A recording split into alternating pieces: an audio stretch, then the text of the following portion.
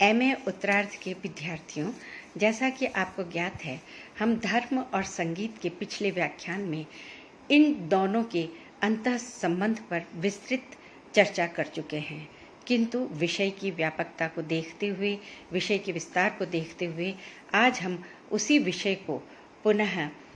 विषय की श्रृंखला को आगे बढ़ाते हुए विभिन्न कालों में धर्म और संगीत का क्या संबंध रहा है, उसके बारे में विस्तृत चर्चा करेंगे। हमारे संगीत के प्रथम शास्त्रकार भरत माने जाते हैं।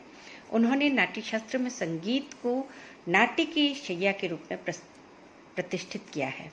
नाट्य आनंद प्रदान करने की विधा रही है और संगीत उस आनंद को द्विगुणित करता है और उस स्थूल आनंद को सूक्ष्म आनंद में परिवर्तित करता है। इसीलिए नाट्य की आवश्यक विधा के रूप में संगीत को भरत ने स्वीकार किया है।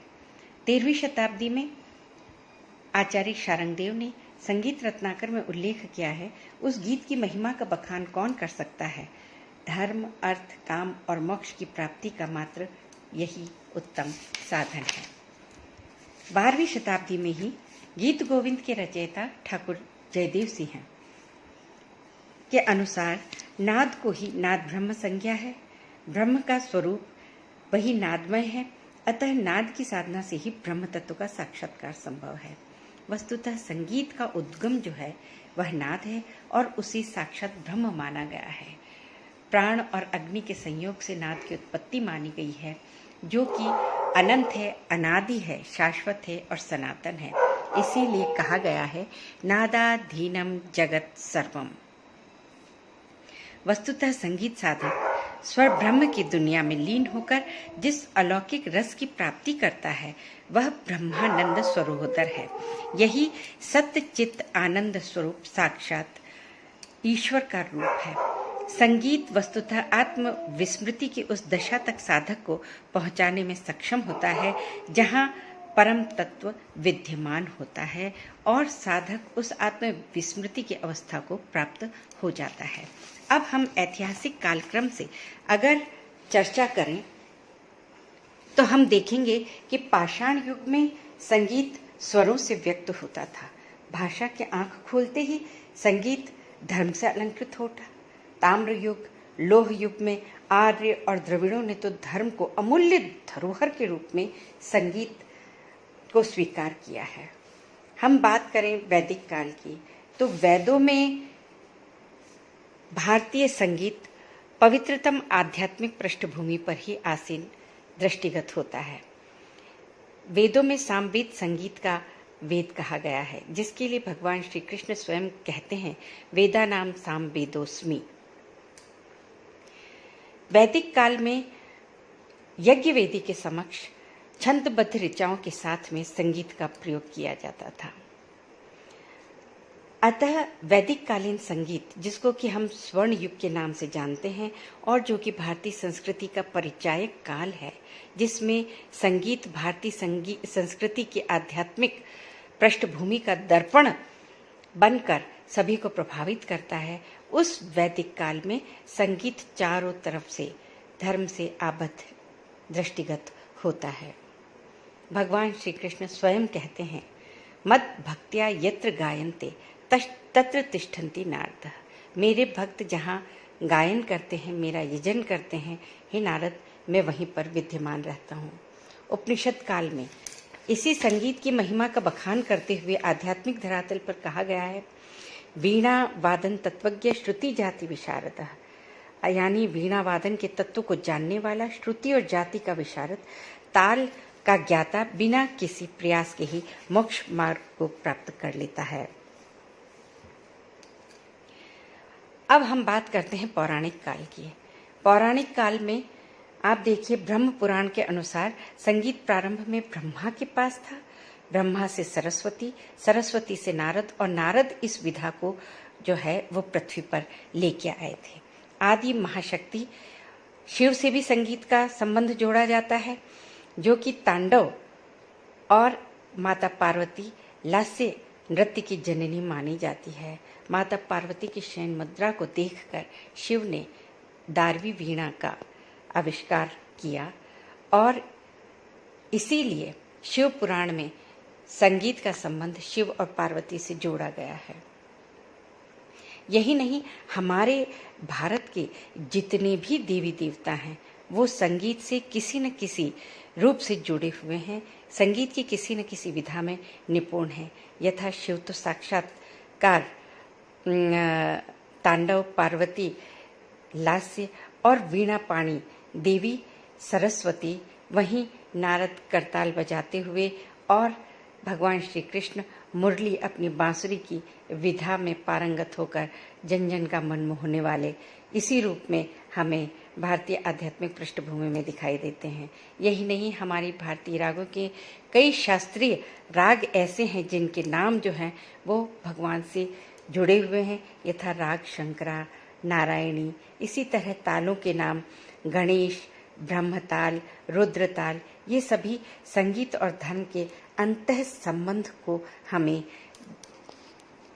बताते हैं। ऐतिहासिक कालक्रम से पौराणिक काल के पश्चात हम अगर मध्यकाल की बात करें,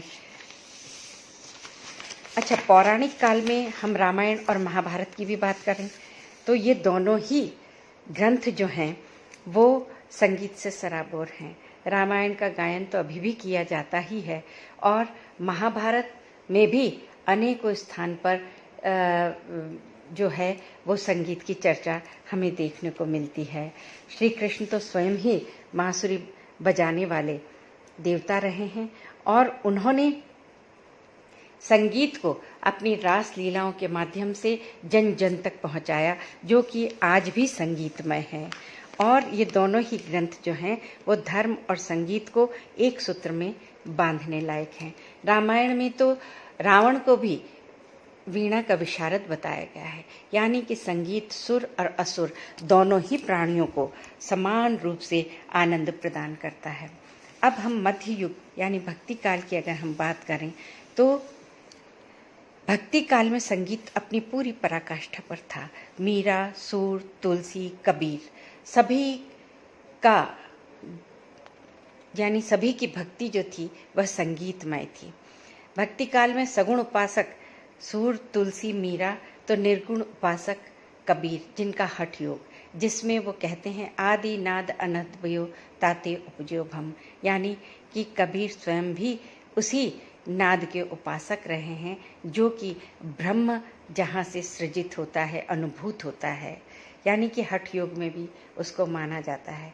सगुण उपासक भक्तिमती मीरा, उनका संगीत तो तब से लेकर आज तक लोक और शास्त्रीय संगीत का प्रधान अंग है।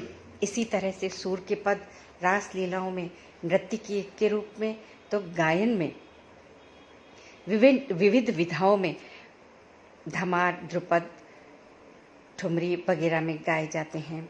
तो मध्यकाल पूरा ही भक्ति से परिपूर्ण काल था, जिसमें भक्ति की अभिव्यक्ति का माध्यम संगीत बना। मध्यकाल में ही सूफी संगीत भी, सूफी विचारधारा भी एक विचारधारा रही है और सूफी संगीत रहस्यवाद से अनुप्राणित था, जिसमें आत्मा और परमात्मा के मिलन की जो तड़फ है उसको संगीत से अभिव्यक्ति बहुत सुंदर तरीके से सूफी संतों ने दी है। यानी कि मध्यकाल में संगीत और धर्म दोनों घनिष्ठतः आबद्ध रहे हैं। वस्तुतः धर्म और संगीत दोनों का ही आधार ब्रह्म रस रहा है। धर्म रस की अनुभूति है तो संगीत इसकी अभिव्यक्ति है। संगीत जो स्वयं साक्षात ईश्वर है, इसीलिए संगीत को साधना कहा जाता है। वह आध्यात्मिक आनंद को सृजित करता है और इस प्रकार धर्म और संगीत एक दूसरे से घनिष्ठ रूप से संबंधित है। धर्म और संगीत दोनों ही आध्यात्मिक आनंद के बिंदु पर आकर मिलते हैं। अगर ये कहा जाए कि संगीत का प्रेरक धर्म और धर्म का प्रेरक संगीत है तो ये एक पक्षीय निर्णय होगा, लेकिन हम ये कह सकते हैं कि धर्म जो अनुभूति है, संगीत उसी की अभिव्यक्ति है।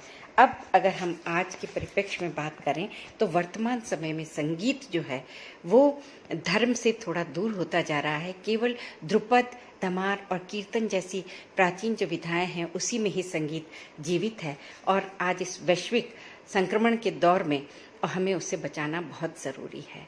ध्रुपद, धमार जो कि ध्रुवा पद से आज तक उसी रूप में चलते हुए आए हैं, थोड़े बहुत परिवर्तन के साथ, वो धर्म और संगीत के हवेली संगीत के रूप में आज एक घनिष्ठ संबंध को जोड़ने वाला आधार स्तंभ बना हुआ है। इसी तरह से कीर्तन परंपरा भी है। तो हम सभी का आज ये उत्तरदायित्व है कि धर्म और संगीत के इस अटूट बंधन को हम सदैव जीवित करें और उसको बनाए रखें और इन कीर्तन, ध्रुपद और धमार जैसी विधाओं को पुनर्जीवन प्रदान करें। धन्यवाद।